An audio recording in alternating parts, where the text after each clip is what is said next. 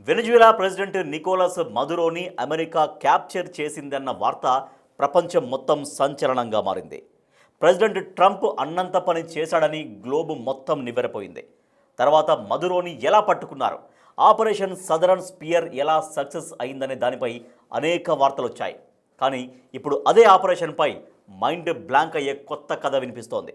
ఒక్క American soldier కూడా ప్రాణాలు కోల్పోకుండా ఆపరేషన్ ఎలా పూర్తి చేశారు? అగ్రరాజ్యం దగ్గర రహస్య ఆయుధం ఉందా? అమెరికా అనుకుంటే ఏ దేశాధినేతనైనా క్షణాల్లో లిఫ్ట్ చేసేస్తోందా? మదురో కోసం అగ్రరాజ్యం వాడిన ఆ సీక్రెట్ వెపన్ ఏంటి?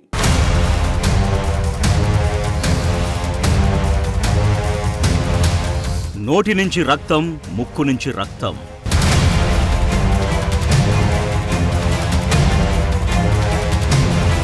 నిమిషానికి 300 రౌండ్ల బుల్లెట్లు ఫైరింగ్.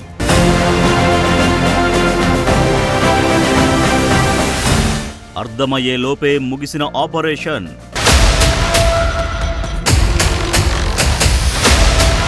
అమెరికా ఫీల్డ్లోకి దిగితే సిచ్యువేషన్ సినిమాని తలపించేలా ఉంటుంది. రియాలిటీలో ఇది సాధ్యమేనా అనిపించేలా ఆశ్చర్యపరుస్తుంది. వెనిజువెలా ప్రెసిడెంట్ మదురోని అదుపులోకి తీసుకోవడం వెనక కూడా సినిమాను మించిన రియల్ సీన్లు ఉన్నాయనే న్యూస్ ఇప్పుడు ప్రపంచాన్ని షేక్ చేస్తోంది. అది వింటే అమెరికా ఎంత అడ్వాన్స్డ్ గా ఉందో తెలియడమే కాదు, అగ్రరాజ్యం తలుచుకుంటే ఏ దేశాధినేతనైనా గంటల్లో లిఫ్ట్ చేసి తమ దేశానికి తరలించకపోవడం ఎంత సులువో అర్థమవుతోంది.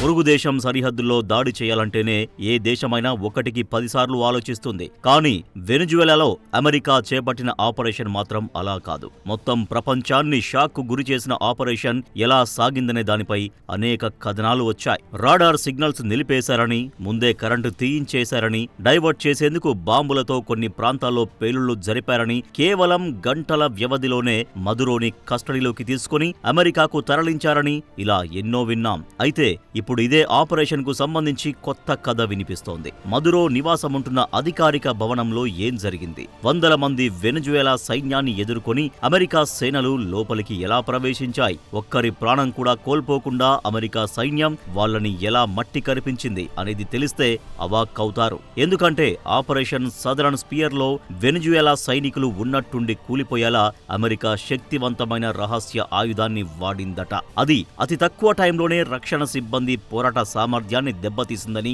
మదురోకు అత్యంత సన్నిహితంగా పనిచేసిన ప్రెసిడెన్షియల్ గార్డ్ చెప్పిన వివరాలు మరోసారి గ్లోబ్ మొత్తాన్ని ఆశ్చర్యపరుస్తున్నాయి.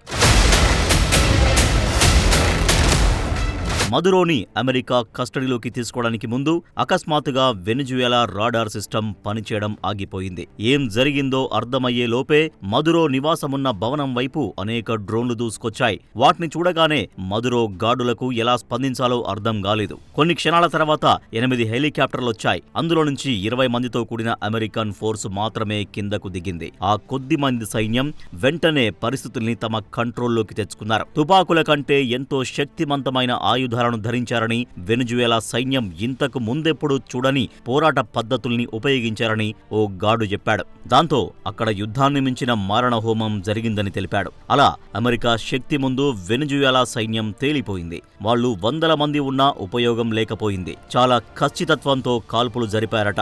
ఒక్కో అమెరికన్ సైనికుడు నిమిషానికి 300 రౌండ్లు కాల్పులు జరుపుతున్నట్లు అనిపించిందన్నాడు ఆ గార్డు. ఫైరింగ్ జరుగుతున్న సమయంలోనే యుఎస్ ఫోర్స్ ఏదో రహస్య ఆయుధాన్ని ప్రయోగించిందని చెబుతున్నారు. అది చాలా తీవ్రమైన సౌండ్ వేవ్ లా ఉందని, అకస్మాత్తుగా తల పేలిపోతున్నట్లు అనిపించిందని గార్డు చెప్పాడు. ఆ సమయంలోనే అందరి ముక్కుల నుంచి రక్తం కారణం మొదలైందని, ఇంకొందరు రక్తపు వాంతులు చేసుకున్నారన్నాడు. ఇంకొందరు ఎలాంటి కదలిక లేకుండా నేలపై పడిపోయారన్నారు. తాము తిరిగి నిల్చోలేకపోయామన్నారు.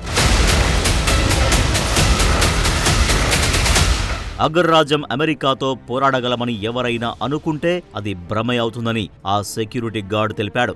గార్డు చెప్పిన మాటలను white house press secretary share చేశారు. గార్డు చెప్పిందాన్ని బట్టి లక్ష్యాలను నిర్వీర్యం చేసేందుకు మైక్రోవేవ్స్, లేజర్స్ లాంటి వాటిని వాడి ఉండొచ్చని అమెరికా నిఘా విభాగం ద్వారా తెలుస్తోంది. జనవరి 3న జరిగిన దాడిలో 100 మందికి పైగా వెనిజువెలా భద్రతా దళాలు మరణించినట్లు ఆ దేశం ప్రకటించింది. వీటిలో ఏవైనా సీక్రెట్ వెపన్ ద్వారా సంభవించాయా అనేది ఇంకా తెలియలేదు. లేదు. అమెరికా వైపు ఒక్కరు కూడా కనీసం గాయపడలేదు. కానీ వెనిజుయేలా సైన్యంలోని వందల మందిని చంపేశారని ఆ గార్డు చెబుతున్నాడు. యుఎస్ టెక్నాలజీతో ఆయుధాలతో పోటీ పడటానికి మార్గం లేదంటున్నాడు. 2020లో గల్వాన్ ఘర్షణ సమయంలోనూ భారత సైనికులకు చైనా మైక్రోవేవ్ ఆయుధం వాడిందనే ఆరోపణలు వినిపించాయి. కానీ చైనా ఈ వ్యాఖ్యలను తోసిపుచ్చింది.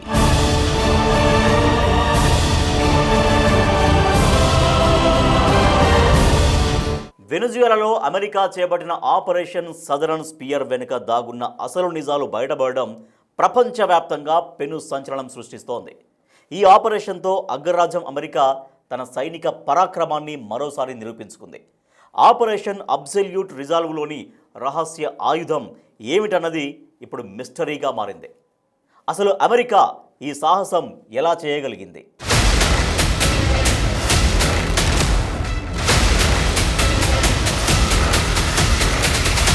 2026ని అమెరికా చాలా గ్రాండ్గా మొదలుపెట్టింది. వెనిజుయేలా ప్రెసిడెంట్ నికోలస్ మదురోని క్యాప్చర్ చేసేందుకు యుఎస్ చేపట్టిన ఆపరేషన్ కొత్త సంవత్సరంలో ప్రపంచం మొత్తం రీసౌండ్లో వినిపించింది. కేవలం 2.5 గంటల్లోనే మొత్తం ఆపరేషన్ ని ముగించేసింది అమెరికా.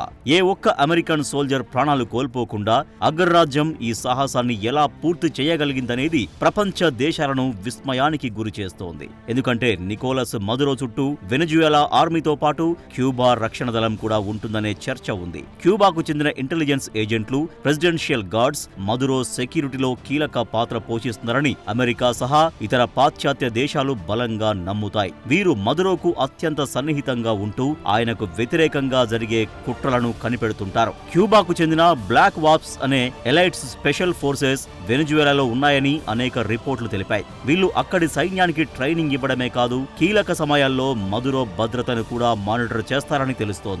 అలాంటి క్యూబా ఆర్మీని కూడా అమెరికా మట్టి కరిపించింది.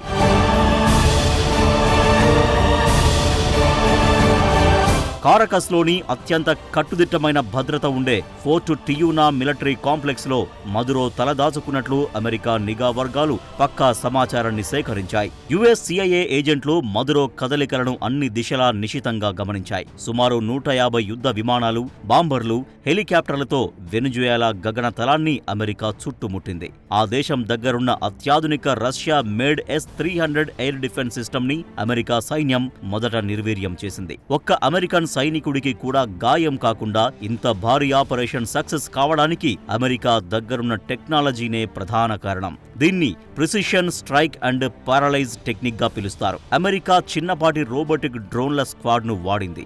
ఇది వెనిజుయేలా సైనిక సమాచార వ్యవస్థను, రాడార్లను క్షణాల్లో జామ్ చేసేసింది. మదురో ఎక్కడున్నారో, ఏ గదిలో ఉన్నారో ఖచ్చితంగా చెప్పగలిగే వాల్ పెనెట్రేటింగ్ రాడార్ టెక్నాలజీని కూడా వాడినట్లు తెలుస్తోంది. ముఖ్యంగా కారకస్లోని కమ్యూనికేషన్ నెట్వర్క్ ను పూర్తిగా స్తంభింపజేసి వెనిజుయేలా సైన్యం ఒకరితో మరొకరు సమాచారం పంచుకోకుండా అడ్డుకున్నారు.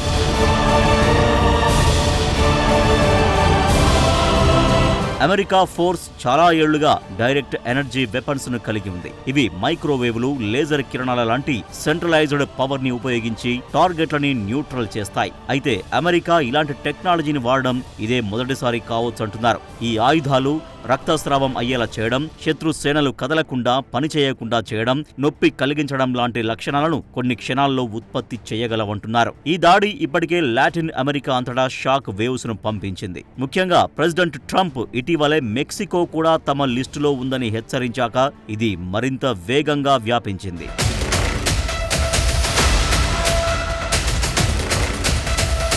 మదురో అరెస్టుతో అమెరికా బలమైన సంకేతాన్ని పంపింది. నార్కో టెర్రరిజం, డ్రగ్స్ రవాణా లాంటి ఆరోపణలతో ఒక దేశాధినేతను తమ దేశానికి తీసుకెళ్లి విచారించడం అనేది సామాన్యమైన విషయం కాదు. అమెరికా తన భద్రతకు ముప్పు అని భావిస్తే ఏ దేశంలోనైనా జోక్యం చేసుకుంటుందని ఓపెన్ గా ప్రకటించినట్లయింది. ఈ ఆపరేషన్ ఒక్క వెనిజులానే కాదు, అమెరికాను వ్యతిరేకించే అనేక దేశాలను నివ్వెరపోయేలా చేసింది. అగ్రరాజ్యం తన రహస్య ఆయుధాలను, నిఘా వ్యవస్థను ఉపయోగించి ఏ దేశాధినేతనైనా కొన్ని గంటల్లోనే బంధించగలదని నిరూపించింది. ప్రపంచం మొత్తం ఇప్పుడు అమెరికా సీక్రెట్ వెపన్ గురించే చర్చిస్తోంది. ఇప్పుడు వెనిజుయేలాలో జరిగిన ఆపరేషన్ వరల్డ్ వార్ ఫేర్ నే మార్చేస్తుంది అనే వాదనలు కూడా వినిపిస్తున్నాయి.